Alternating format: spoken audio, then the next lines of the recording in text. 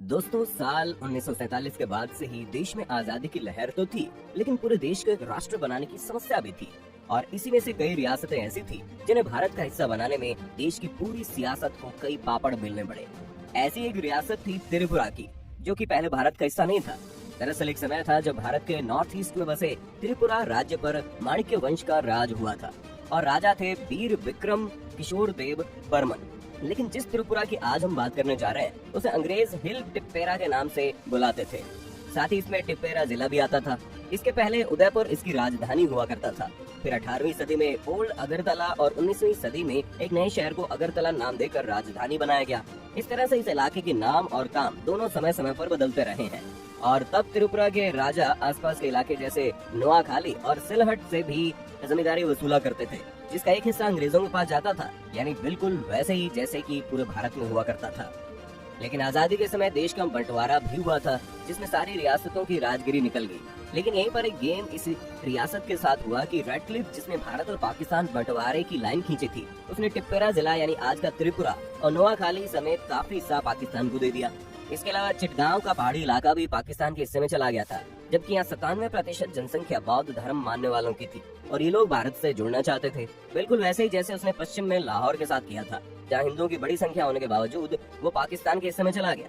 अब वापस त्रिपुरा पर आए तो मुस्लिम लीग 1947 की शुरुआत से इसको लेकर बहस कर रहा था कि ये इलाका उसे ही अपने पूर्वी पाकिस्तान में चाहिए, और ऐसे में दंगे का माहौल भी बन गया। और जब माहौल बिगड़ा तो इन इलाकों से लोग भाग कर त्रिपुरा और आसपास के राज्य में शरण लेने पहुंचे। 1947 के अप्रैल महीने तक राजा वीर विक्रम को अंदेशा हो चुका था कि भारत पाकिस्तान बंटवारे की घोषणा होते ही सिचुएशन और खराब हो जाएगी। लेकिन उन्होंने 28 अप्रैल 1947 के रोज राजा वीर विक्रम से घोषणा की कि त्रिपुरा भारत का हिस्सा बनेगा। इस बाबत उन्होंने संविधान सभा के सचिव को एक टेलीग्राम भेजकर खबर भी कर दी।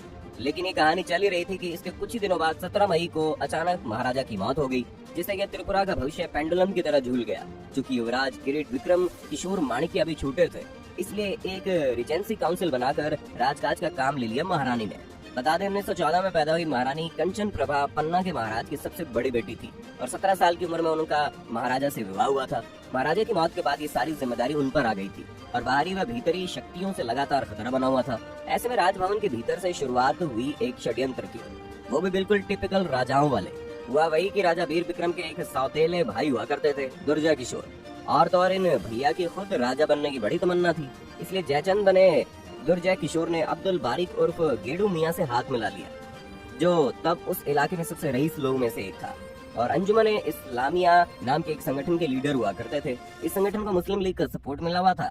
इसके बाद सत्ता दुर्जय के हाथ में आ जाती, लेकिन इनके सामने दिक्कत थी। 11 जून को त्रिपुरा काउंसिल ने एक नोटिफिकेशन निकाला और सारी जनता को ये बता दिया कि महाराजा वीर विक्रम पहले से ही भारत में मिलने का निर्णय ले चुके हैं।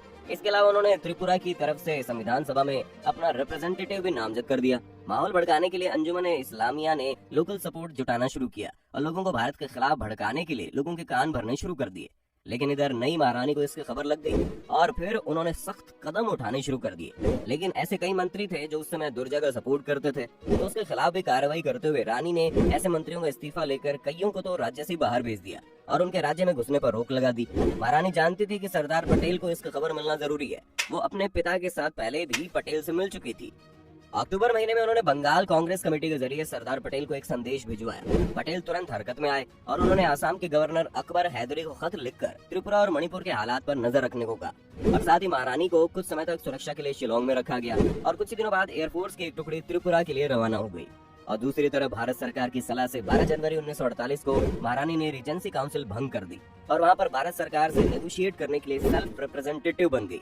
और इसके एक साल बाद तक स्थिति वैसी बनी रही, यानी कि इस रियासत का भारत सरकार में शामिल होने का नेगोशिएशन चलता रहा। महारानी ने त्रिपुरा में किसी भी तरह का कोई विद्रोह होने से बचाए रखा। वहीं पटेल ने तय किया कि त्रिपुरा में पाकिस्तान कश्मीर जैसी कोई हरकत न कर पाए। इसलिए 9 सितंबर 1949 को त्रिपुरा मर्जर डॉक्यूमेंट पर दस्तखत हुए और 15 अक्टूबर 1949 को त्रिपुरा ऑफिशियल तौर पर भारत में विलय हो गया। 1956 में त्रिपुरा को यूनियन टेरिटरी का दर्जा मिला और 1972 में से पूर्ण राज्य का दर्जा मिल गया। एक तरह से देखा तो साल 1971-72 का जहाँ भी जिक्र होता है वहाँ सिर्फ भारत पाकिस्तान की जंग या पूर्व प्रधानमंत्री इंदिरा गांधी का ही जिक्र मिलता है। साल 1971 को भारत के इतिहास में इस जंग और जंग में हमारी जीत के लिए याद किया जाता है। 1971 की जंग साल के आखिर में लड़ी गई थी और इस जंग के तुरंत बाद ही ऐसे देश में 3 राज्यों के विलय का काम किया गया, जिसमें से एक त्रिपुरा भी था। बात अगर इसी में मणिपुर की करें तो मणिपुर का लंबा और शानदार इतिहास रहा है। कई राजाओं ने मणिपुर का शासन और मणिपुर की स्वतंत्रता 19वीं सदी का आरंभ तक बनी रही, लेकिन उसके बाद 7 साल बर्मी लोगों ने यहाँ पर कब्जा करके शासन किया। 1891 में मणिपुर ब्रिटिश शासन के अधीन आ गया और 1947 में बाकी के देश के साथ भी आजाद हुआ। 21 जनवरी 1972 को मणिपुर को पूर्ण राज्य का दर्जा मिला। दोस्तों, ये देश भारत के लिए बहुत जरूरी भी है। मणिपुर के पूर्व में म्यांमार, उत्तर में नागालैंड, पश्चिम में असम और मिजोरम तथा दक्षिण में म्यांमार और मिजोरम से घिरा हुआ है और इस राज्य के 9/10 भाग में पहाड़ियां हैं। या 70% आबादी इन पहाड़ों पर ही निर्भर करती है। मणिपुर के उखरुल जिले में सिरोड़ पर्वतमाला में सिरोड़ लिली पाई जाती है। विश्व में लिली फूल सिर्फ यहीं पाया जाता है, जो कि मणिपुर के लोगों की कमाई का जरिया भी है। दोस्तों, इसके बाद भी देश में कई राज्य ऐसे आए जो या तो देश का हिस्सा बने या किसी और राज्य से अलग होकर अपनी अलग पहचान बना पाए। जिसमें अगर साल 1975 की बात करें तो 1975 में देश ने अपने सबसे ज्यादा विवादित राज्य सिक्किम को अपने में शामिल कर लिया। और आज कहा जाता है कि रॉ जो एक वक्त में देश में अलग तरह की जासूसी काम के लिए बनाया गया था, तो इंदिरा गांधी ने साफ साफ बोल दिया था कि उन्हें सिक्किम अपने कब्जे में चाहिए और ऐसा ही हुआ। 16 मई 1975 को ये राज्य भारतीय संघ का हिस्सा बना था। इसके बाद साल आता है 1987 और इस साल भारत में शामिल होता है गोवा। लेकिन आपको जानकर हैरानी होगी कि ये राज्य ना तो किसी राजा के अंडर में था, ना ही किसी ब्रिटिशर्स ने कंट्रोल किया हुआ था, बल्कि इस पर पुर्तगालियों ने अपना कब्जा जमा रखा था। 1961 में भारतीय सेना ने इसे मुक्त कराया और इसे यूनियन टेरिटरी बनाया। इसके साथ ही दमन और दीव को भी इंडिपेंडेंट करा लिया गया।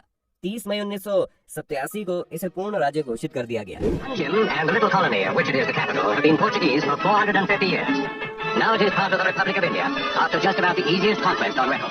और ये भारत में बतौर राज्य शामिल हो गया।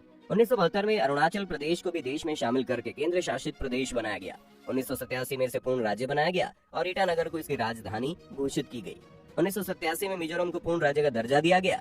इसके पहले ये असम का एक जिला था। 1972 में इसे केंद्र शासित प्रदेश बनाया गया था। यानी अगर आप एक तरह से देखें तो पूर्वोत्तर के बहुत से राज्यों को भारतीय संघ में मिलाने के लिए तो काम इंदिरा गांधी ने किया था, वो शायद किसी ने नहीं किया। आपकी इस मामले में क्या राय है, कमेंट करके बताइए। साथ ही वीडियो पसंद आए तो इस वीडियो को लाइक और शेयर करना ना भूलें और चैनल को सब्सक्राइब कर लें और बेल आइकन दबा दें ताकि हमारी हर लेटेस्ट वीडियो की अपडेट आपको मिलती रहे।